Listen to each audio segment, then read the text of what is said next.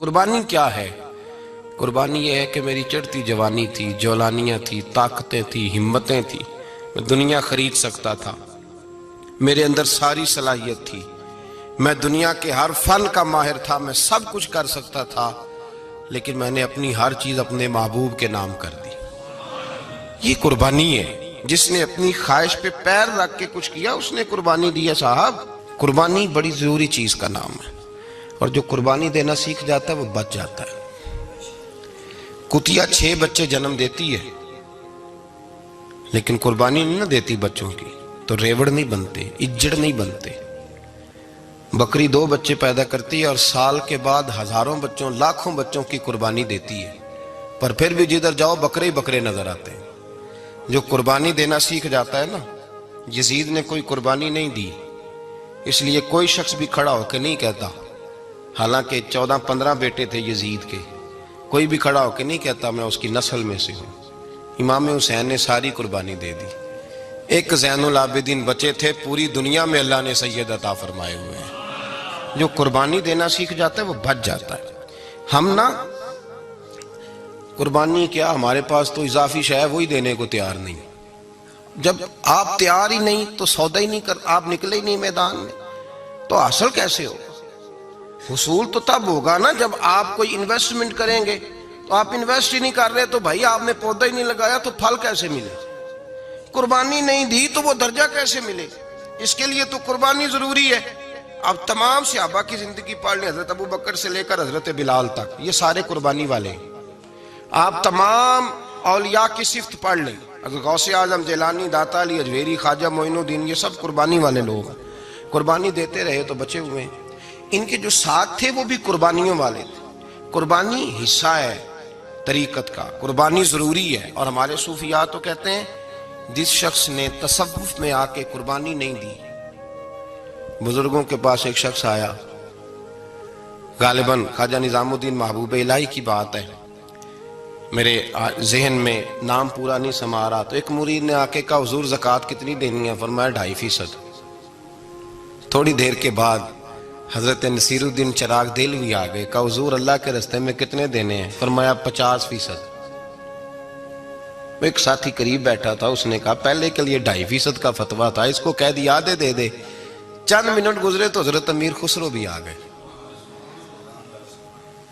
کہا حضور زکوٰۃ کتنی دینی ہے؟ فرمایا جو ہے سارا ہی لے آ، تیری 100% ہے۔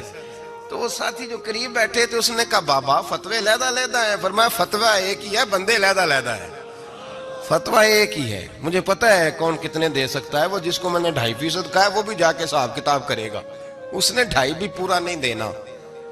فرمایا جس امیر خسرو کو میں نے کہا نا سارا لے آ، اس کا دل کرے گا میں اپنا مکان بھی توڑ کے لے آؤں۔ میں نے فتویٰ ایک ہے، بندہ دیکھ کے بات کی ہے۔ بھائی قربانی نہیں ہے، اظہار ہی نہیں ہے، جذبہ ہی نہیں ہے، ہمارا مزاج ہی نہیں ہے۔ لیکن نا یہ اب ایک تو شریعت کی قربانی ہے نا، یہ تو اس پہ بھی لوگ بڑا سوچیں گے، اس میں بھی لوگ بڑا سوچیں گے، فتوے پوچھتے پھریں گے کہ جی میرے اوپر تو ابھی میں نے تو 15,500 قرضہ دینا ہے، دوں کہ نہ دوں، کون سی دوں؟ فتوے پوچھیں گے، دینے کی دفعہ فتوے پوچھیں گے اور لینے کی دفعہ چھٹی، جو آتا ہے آنے دو۔ کبھی لینے کی دفعہ بھی فتویٰ پوچھنا صاحب کہ یہ مجھے اتنا مال آ رہا لے لوں کہ نہ لوں؟ وہ لے لیا، قابو کر لیا، جب دینے کی باری آئی تو فتویٰ احصار کرے، اور احصار صفت ہے مسلمان کی، یہ احصار کرنے لگتا ہے تو بچنے لگ جاتا ہے، اس کا فائدہ ہونے لگ جاتا ہے، قربانی دینے لگ جاتا ہے تو بچ جاتا ہے۔ کسی نے کہا تھا سن اے مسلمان، یہ نقطہ فیض قرآنی میں ہے، عظمت و اسلام اور مسلم صرف قربانی میں ہے۔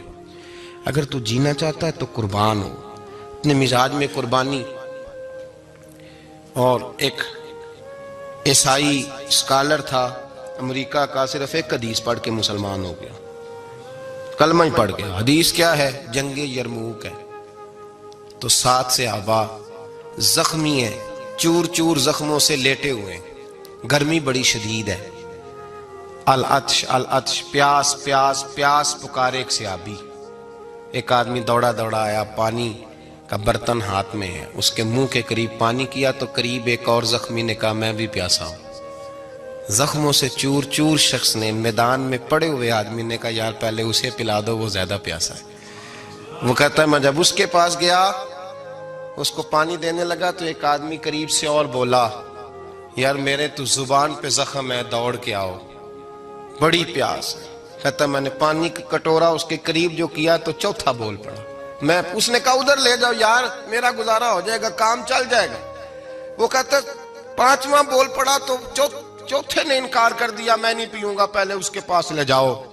کہتا حد ہو گئی، ساتویں تک میں آیا، اور جب میں ساتویں تک آیا تو پہلے نے پھر چیخ ماری۔ تو فرماتے ہیں وہ ساتواں کہنے لگا نہیں ادھر لے جا یار، اس کو پیاس زیادہ لگی ہوئی ہے۔ کہتے ہیں جب میں اس تک گیا تو وہ جام شہادت نوش کر چکا تھا۔ پلٹ کے دوسرے کے پاس آیا تو وہ بھی فوت ہو گیا، تیسرے کے پاس آیا تو وہ بھی رب کریم کی بارگاہ ناز میں حاضر ہو گیا، ساتوں شہید ہو گئے۔ تو پانی کا کٹورا میرے ہاتھ میں رہا، میں کبھی آسمان دیکھتا، کبھی زمین دیکھتا، کبھی پانی دیکھتا، کبھی میں ان 7 شہیدوں کے چہرے دیکھتا۔ پھر دل میں خیال آیا یہ تو گردنیں کاٹنے والے تھے، یہ تو ایک دوسرے کو قتل کرنے والے تھے، یہ تو خون پینے والے تھے، آج یہ سارے اس لیے کر رہے ہیں کہ سارے محمد عربی کے غلام بن گئے، رسول اللہ صلی اللہ علیہ وسلم کے نوکر بن گئے۔ وہ کہتا میں نے حدیث پڑھی تو میں مسلمان ہو گیا۔ میں نے کہا یہ جذبے دنیا دار بندہ پیدا نہیں کر سکتا، یہ جس نے جذبہ پیدا کیا وہ اللہ کا سچا رسول ہے۔ میرے بھائی اظہار کا مزاج پیدا کریں، قربانی تو نہیں رہی معاشرے میں، اظہار ہی تو نہیں ہے۔ جب مکے والے مدینے آئے انصار مدینہ تو میرے مصطفیٰ کریم نے فرمایا نہ تمہاری نسلیں ایک ہیں نہ قبیلے ایک ہیں، لیکن تمہارا نبی ایک ہے، تمہارا رسول ایک، خدا ایک، کتاب ایک، تمہارا میری وجہ سے رشتہ ہے، چلو اپنے بھائیوں کے ساتھ اظہار کرو، چلو اظہار کرو۔ اگر کسی کے 2 مکان تھے تو اس نے ایک اس کو دے دیا جو مکے سے آیا تھا، 2 باغ تھے تو ایک دے دیا، کسی کے پاس ایک تھا تو آدھا بانٹ کے دے دیا، ہر چیز تقسیم کر دی۔ حالات بدل جاتے ہیں، حالات بدل جاتے ہیں۔ تلک الایام نداولھا بین الناس، اللہ لوگوں کے درمیان دن بدل دیتا ہے، حالات بدل گئے، بڑا مال غنیمت آیا، بنو نذیر کا علاقہ فتح ہوا تو میرے رسول پاک صلی اللہ تعالی علیہ وسلم نے انصار مدینہ کو اکٹھا کیا، فرمایا بھئی مال اب بڑا آ گیا ہے۔ 2 باتیں، یہاں تو اس طرح کرتے ہیں کہ میں ان کو کہتا ہوں جو مکے سے آئے تھے کہ جتنی تمہاری جائیدادیں باغ انہوں نے لی ہیں واپس کر دیتے ہیں تمہیں، اور جو مال آیا ہے وہ بھی تم میں سے آدھا آدھا دونوں کے درمیان بانٹ دیتے ہیں، یا جیسے تمہارا دل چاہے، تمہارے مال بھی واپس کرتے ہیں اور جو وہاں سے مال آیا وہ تمہارے بیچ بانٹ دیتے ہیں، یا اگر تم کہو تو یہ مال ان کو دے دیتے ہیں مہاجرین کو، اور تمہیں تمہارے مال واپس مل جاتے ہیں۔ حضور نے پوچھا انصار مدینہ سے، حضرت سعد بن معاذ، سعد بن عبادہ تڑپ کے کھڑے ہوئے، عرض کی محبوبہ میں تو ابو بکر کو جانتا ہی نہیں تھا، حضور مجھے کیا پتا عمر کون ہے، میں کیا جانوں عثمان غنی مولا علی کی عظمتوں کو، محبوبہ میں نے تو تجھے ان کی طرف مسکرا کے دیکھتے ہوئے دیکھا ہے، تیرا جلوہ دیکھا ہے، تجھ سے در در سے سگ سگ سے ہے مجھ کو نسبت، یا رسول اللہ صلی اللہ علیہ وسلم ہم سے مشورہ نہ کریں، آپ اس طرح کریں جو جائیدادیں ہم نے انہیں دی ہیں وہ بھی ان کے پاس رہنے دیں، اور جو مال آیا ہے وہ بھی ان میں تقسیم کر دیں، اس لیے کہ ہمیں تو بس اتنا پتا ہے کہ یہ آپ کے غلام ہیں، آپ کے نوکر ہیں، ہمیں اس سے زیادہ کسی چیز کے کوئی غرض، بس آپ کے غلام ہے، بات ختم ہو گئی۔ حضور خاموش ہو گئے۔ صحابہ کہتے ہیں دیر کے بعد ہم نے کہا فیصلہ ہونا چاہیے، فیصلہ پتہ کیا ہوا؟ حضور نے ہاتھ اٹھائے، کہا اے اللہ میرے مدینے والوں پہ رحم فرما، اے اللہ میرے انصار پہ رحم فرما، اللہ ان کے جذبے قبول فرما۔ بھائی اظہار والی زندگی، وہ کیا بات ہوئی کہ میں نے بڑی قربانی دی ہے، اور جب تک تو قربانی نہیں دیتا تو قدر والا نہیں ہوتا۔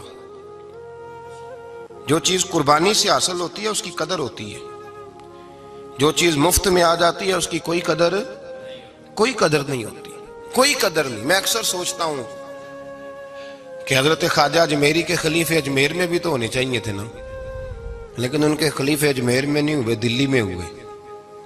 تو میں سوچتا ہوں دلی والوں کے خلیفے دلی میں ہونے چاہیے، لیکن دلی میں نہیں ہوئے، پاک پتن میں ہوئے، تو پاک پتن والوں کے یہاں ہو جاتے۔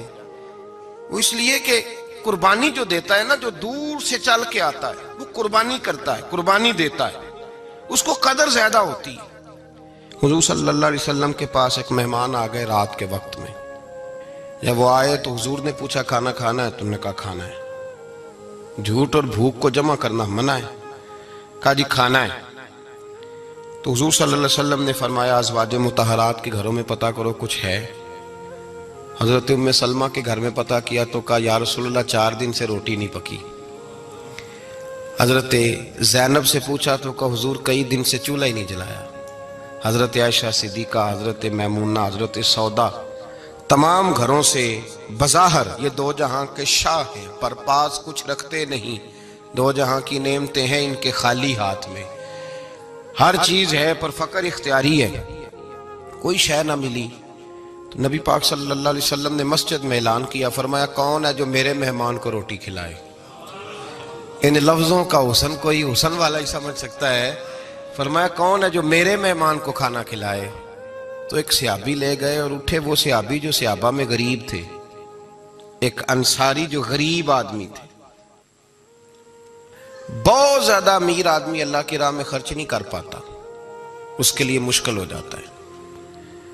اس کے لیے بہت امیر آدمی جو ہوتا ہے نا، وہ جتنا زیادہ امیر ہوتا ہے نا اتنی دیوار اس کے گرد کھڑی ہو جاتی ہے پیسوں کی، مشکل ہو جاتا ہے اس کے لیے.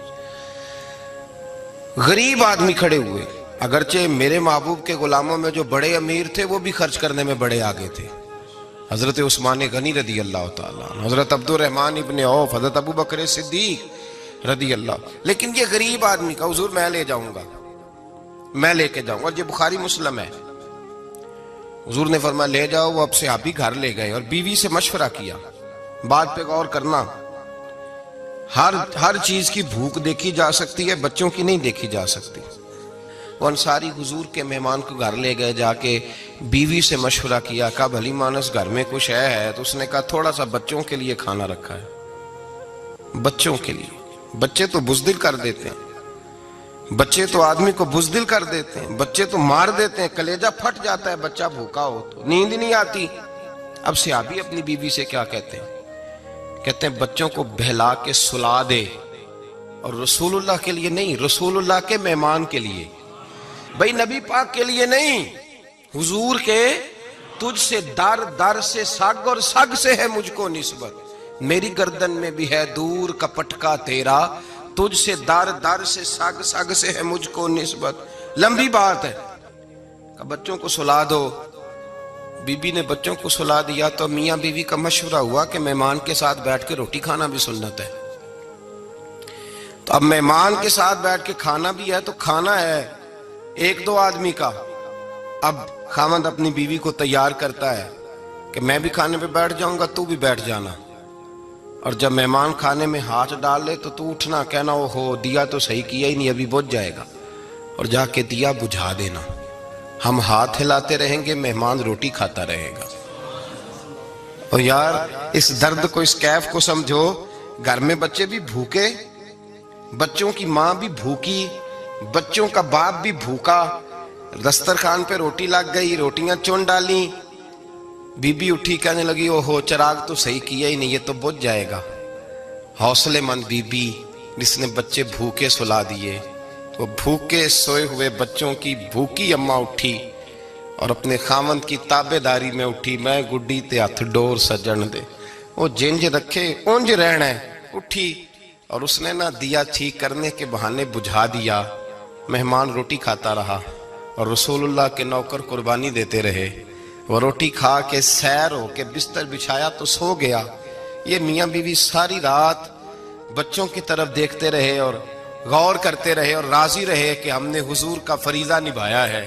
قربان جاؤں محبوب پہ، بے خبر ہو جو غلاموں سے وہ آقا کیا ہے. وہ صحابہ وہ اگر قربانیاں دیتے تھے تو جو اعزاز ملتا تھا وہ بھی بڑا شان والا ہے. صحابی کہتے ہیں میں فجر کی نماز پڑھنے مسجد آیا، پہلا قدم رکھا تو میرے کریم بولے. حضور نے فرمایا رات جو تو نے اور تیری بیوی نے عمل کیا ہے خدا کو بھی بڑا پسند آیا ہے، محمد مصطفیٰ کو بھی بڑا پسند ہے. اور پھر ایک لفظ اور ہے حدیث میں، ایک روایت میں کچھ جملے اور بھی ہیں. حضور نے فرمایا جب تو اور تیری بیوی رات مہمان کے ساتھ ایثار کر رہے تھے نا تو عرش کا مالک تمہیں مسکرا مسکرا کے دیکھ رہا تھا. رب تمہیں دیکھ کے مسکرا رہا تھا، رب تمہیں دیکھ کے مسکرا، تر دامنی پہ شیخ ہماری نہ جائیے، ہم دامن نچوڑ دیں تو فرشتے وضو کریں۔ فرمایا وہ مسکرا رہا تھا کہ میرے بندے میرے رسول کی رضا کے لیے کیا کر رہے ہیں۔ اور صاحب دیکھو، نبی پاک کے لیے نہیں، خاندان کے لیے نہیں، خاندان نبوت کے لیے نہیں، حضور کے نہ سمجھیں یار، اس پہلو کو سمجھیں، نبی پاک کے بریلی کے امام بول پڑے، فرمانے لگے تجھ سے در سے سگ سے ہے مجھ کو نسبت، تجھ سے در سے سگ کتے کو کہتے ہیں فارسی میں۔ فرماتے محبوب تیرا دروازہ اور دروازے پہ کتا اور کتے کے پاس میں بیٹھا ہوں، چلو کتے کے پاس تو بیٹھا ہوں نا، میری گردن میں بھی کوئی تو پٹکا آیا ہی ہے نا، تجھ سے در سے سگ اور سگ سے ہے مجھ کو نسبت، چلو میری گردن میں بھی ہے دور کا پٹکا تیرا۔ قرآن مجید بول اٹھا، رب کریم نے فرمایا حبیب یہ تیرے غلام وہ ہیں کہ وَيُقْصِرُونَ عَلَىٰ أَنفُسِهِمْ وَلَوْ كَانَ بِهِمْ خَصَاصَةٌ، فرمایا ان کا حال یہ ہے کہ جس چیز کی شدید حاجت ہوتی ہے وہ بھی اپنے بھائیوں پہ قربان کر دیتے ہیں، وہ دے دیتے ہیں تیرے نام پہ۔ ہم نے کسی شے کے لیے کبھی قربانی نہیں دی، نہ دین کے لیے، نہ قرآن کے لیے، نہ مسجد کے لیے، نہ شیخ کے لیے، نہ طریقت کے لیے، قربانی تو ہے ہی نہیں۔ تو جو شے مفت ملتی ہے اس کا نہ مزہ آتا ہے نہ قدر ہوتی ہے، جو چیز قربانی کر کے لیتے ہو نا، قربانی کر کے اس کی قدر ہوتی ہے۔ کسی لیے کہا تھا کسی درویش نے، اس نے کہا تھا قدر نبی دا ایک کی جانن دنیا دار کمینے، قدر نبی دا جانن واگے سو گئے وچ مدینے۔ ان سے پوچھو نا، ان سے پوچھو ان حضرات کو کتنی قدر تھی۔ قربانی اپنی زندگی میں دینا سیکھیں۔ ایک ہوتی ہے بندے کی ذاتی خواہش، اس کو کچلنا بڑا مشکل ہوتا ہے۔ ہم روایتیں پڑھتے ہیں سنتے ہیں، لیکن آپ یقین کریں پنکھے کے نیچے مسجد میں کوئی دوسرے کو جگہ دینے کو تیار نہیں۔ پنکھا ہے نا چل رہا ہے تو کوشش ہے کہ مجھے این اس جگہ ملے جہاں پنکھا چل رہا ہے۔ اتنا بھی احسار کرنے کو لوگ تیار نہیں، اتنا بھی، اور درجے بڑے بڑے لینے چاہتے ہیں، بڑے بڑے درجے۔ وہ ہمارے پاس لوگ آتے ہیں، دو چار لفظ لکھے ہوتے ہیں نا نام کے ساتھ، کوئی علامہ لکھ دیتا ہے، کوئی پیر صاحب لکھ دیتا ہے، تو لوگ بڑی باتیں پوچھ لیتے ہیں۔ کئی دفعہ آ کے پوچھتے ہیں میرا زیارت کرنے کو دل کرتا ہے۔ میں کہتا ہوں یار تو نے آخری سیڑھی پہ پیر رکھ دیا ہے، بالکل آخری پہ۔ دل تو تیرا جس چیز کو کرے گا تو وہ کرنے لگ جائے گا۔ پہلے شروع تو حضرت جنید بغدادی رحمت اللہ تعالی علیہ، وہ دریا کنارے کھڑے تھے تو آپ دریا کے اندر پیر رکھا آگے جانے کے لیے۔ یہ اعلیٰ حضرت نے لکھا ہے واقعہ ملفوظات شریف میں۔ دریا پار کرنے کے لیے پیر رکھا تو ایک شخص کہنے لگا حضور مجھے بھی ساتھ لے لیں۔ آپ نے فرمایا میں دریا پار کروں گا تو اس طرح کرنا، میرا کرتا پکڑ لے اور یا جنید کہنا شروع کر دے۔ یا جنید، اس پہ فتویٰ بھی لگ جاتا ہے، پر کیا کرے، مسئلہ تو صحیح ہے نا۔ تو پیر میرا پیچھے سے کرتا پکڑ لے اور یا جنید کہہ، وہ کہتا ہے پیر رکھا نا حضرت نے پانی میں تو میں بھی پیچھے۔ تو حضرت جنید بغدادی کیا کہتے ہیں، یا رحمان یا اللہ، یا رحمان یا اللہ، وہ خود یہ پڑھ رہے ہیں اور مجھے لگایا یا جنید پہ۔ کہتے ہیں دریا میں وہ بھی چلنے لگے تو میں بھی، یوں لگا جیسے پکے فرش پہ چل رہے ہیں۔ کہتے ہیں تھوڑا سا گزرا تو میں نے کہا بابا خود یا رحمان یا اللہ کہہ رہا ہے اور مجھے یا جنید پہ لگایا ہوا ہے، تو چلو میں بھی یا رحمان یا اللہ پڑھتا ہوں۔ کہتے ہیں میں نے یا رحمان یا اللہ کہا تو میں ڈوبنے لگ گیا، دریا میں ڈوبنے لگا۔ تو حضرت فرمانے لگے تجھے کہا نا یا جنید کہہ، کہتے پھر یا جنید کا تو پھر اوپر آ گیا۔ تھوڑا اور جا کے اب شیطان باز تو آتا نہیں، الذی یوسوس فی صدور الناس، یہ جاتا تو دل تک ہے نا، باز تو آتا نہیں۔ دن میں 36 دفعہ تو مشورہ دیتا ہے کہ سیدھی نماز پڑھو، یہ کس چکر میں لگ گئے، روز تو تقریر کرتا ہے۔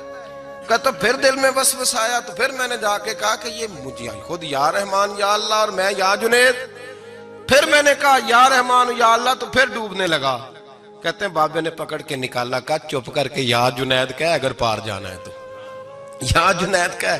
کہتے کنارہ آ گیا تو میرے دل میں خود ہی تھی، وسوسہ تھا کہ بابا تو یا رحمان یا اللہ کہے تو ترے، میں کہوں تو ڈوبے۔ میرے دل میں وسوسہ تھا۔ اللہ والے ادھار تو رکھتے ہی نہیں نا، جو بات دل میں آتی ہے وہ بیان پہلے کر دیتے ہیں، ادھار تو ہے ہی نہیں ان کے ہاں۔ وہ تو کہتے ہیں تجھے بولنے کی گنجائش ہی نہیں دیں گے، تیرے سوال دل میں ہوگا، جواب ہماری زبان پہ ہوگا۔ یہ تو چکر ہی نہیں نا، بالکل کوئی کھاتا ہی نہیں. رب کریم کا بندہ تو بات ہی وہ کرتا ہے جو کو دل میں لے کے آتا ہے. فرماتے ہیں جیسے ہی میرے دل میں یہ وسوسہ تھا، حضرت جنید بغدادی رحمت اللہ تعالی علیہ باہر نکل گئے تو پلٹ کے میری طرف دیکھا اور مسکرا کے فرمانے لگے بیٹا جنید تک تو پہنچ لے، اللہ تو ابھی بڑی دور ہے. ابھی جنید تک تو پہنچ جا، ابھی تو جنید تک نہیں پہنچا، ابھی تو میرے تک تو پہنچ جا، اللہ تو ابھی بڑی دور ہے، تو ڈائریکٹ ہی وہاں تک جانے لگا ہے، شروع تو ہو ابھی.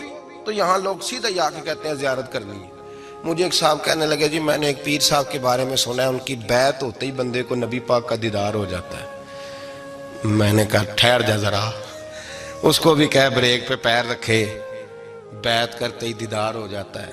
یہ کوئی لوٹ سیل ہے؟ زندگی گزر جاتی ہے انسان کی، مر جاتا ہے، اور جس کو حضور کا دیدار ہو پھر بچ جائے، پھر قائم رہے، پھر اس کی زندگی نہ بدلے، پھر اس کا دنیا سے کوئی تعلق رہ جائے. یہ پوچھ ابو بکر صدیق سے جنہیں دیدار ہوا تھا، جب دیدار ہوا تو یار رہا ہے، باقی کوئی شے بھی نہیں رہی، پھر محبوب رہے اور کچھ بھی نہیں بچتا. تو وہ کس طرح کا ہے جو دیدار بھی کراتا ہے اور پھر کہتا جاؤ دکان بھی کھول لو جا کے؟ یہ کیسی بات؟ وہ ایک منزل ہے، وہ اپنی جگہ پہ آ کے آتی ہے، اور یہی بہتر ہے کہ پردوں میں وہ پردہ پوش رہے. وہ اگر پردے اٹھا دے تو کسے ہوش رہے، پھر مشکل ہو جاتا ہے معاملہ، مشکل ہو جاتا ہے. تو بھائی یاد رکھیں، قربانی دینا سیکھیں، اثار کرنا سیکھیں اور صفر سے شروع کریں. زندگی میں ہم لینے کے چکر میں پڑ جاتے ہیں تو نقصان اٹھاتے ہیں. عقل کے گھوڑے کم دوڑائیں، محبت کے ساتھ عمل زیادہ کریں، دماغ کا استعمال کم کریں اور عمل زیادہ کریں، زیادہ عمل کریں، ورنہ شیطان تو نماز بھی نہیں پڑھنے دے گا. وہ تو کہے گا کہ جناب چلو ٹھیک ہے اللہ نے معاف ہی کر دینا ہے نا، وہ تو کچھ بھی نہیں کرنے دے گا. دماغ کا استعمال کم کریں اور عمل زیادہ کریں، جد و جہد زیادہ کریں، اظہار کریں، قربانی کریں. اپنی زندگی میں کریں کسی کے لیے کچھ، اظہار کریں، کسی کو کچھ دیں. یہ جو ہم اولاد کے لیے قربانی دیتے ہیں نا، تو یہ قربانی نہیں ہوتی، یہ لالچ ہوتا ہے، یہ سودا ہے. پتہ ہے آپ کو یہ سودا ہے. ہم بچپن میں ان کی خدمت کریں گے، یہ بڑھاپے میں ہماری خدمت کریں گے، تو یہ تو تجارت ہے، یہ کوئی اصول نہیں. میرے بچے بڑے ہو گئے تو مجھے خیر صلی اللہ، یہ تجارت ہے بھائی، یہ تجارت ہے، یہ قربانی نہیں، تو تجارت ہے. یہ آپ جو کر رہے ہیں یہ تو کمیٹی ڈال رہے ہیں آپ، اور چونکہ نیت یہ ہوتی ہے خدمت کی تو پھر نصیب والوں کو خدمت ملتی ہے، قسمت والوں کو ملتی ہے. ورنہ بچے کہتے ہیں ابا جی ٹھیک ہے آپ نے ہماری خدمت کی تو سارے کرتے ہیں، آپ نے کو نوکی تھوڑی کی ہے، چھٹی آپ وہاں بیٹھیں، چائے ملے گی وقت پہ پہنچے گی، لیکن آپ مداخلت نہ کریں کسی چیز کے اندر، تجارت نہ کریں، اظہار کریں، قربانی کریں. ہمارے صوفیاء یہ کہتے ہیں اولاد سے بھی توقع نہ کرو خدمت کی، نہ توقع کرو، بس یہ کہو کہ میرا رب مجھے بڑھاپے. دیکھیں نا نبی پاک صلی اللہ علیہ وسلم نے دعا مانگی، اے اللہ ارذل العمر ہونے سے بچا، عمر کے اس حصے سے بچا جس میں دوسروں پر انسان بوجھ بن جاتا ہے. دعا مانگ. تو یہ لالچ بھی نہ کبھی زندگی میں رکھیں کہ میری فلاں آدمی خدمت کرے گا، یہ لالچ بھی برا ہے، اس پر بھی توجہ نہ کریں. اپنی دنیا آپ پیدا کر اگر زندوں میں ہے، سر آدم ہے، ضمیر کن فکاں ہے زندگی. یاد رکھیں ہوش آنے سے لے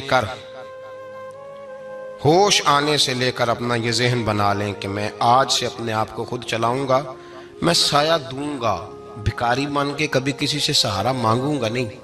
سہارا دیں، کسی کے لیے قربانی دیں، اظہار کریں، جد و جہد کریں.